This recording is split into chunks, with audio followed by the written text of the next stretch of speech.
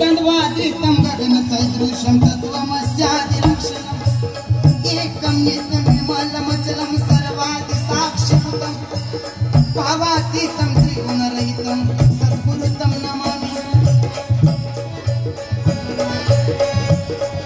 सर्वांच्या चरणी खरंच बरं का दिलगिरी व्यक्त करतो। एक 10 मिनिटं तुमची घेणार आहे, जास्ती कार्यक्रमाचा वेळ 20 मिनिटाचा आहे, पण 10 तुमची परवानगी असेल तर घेतो। घेऊ का?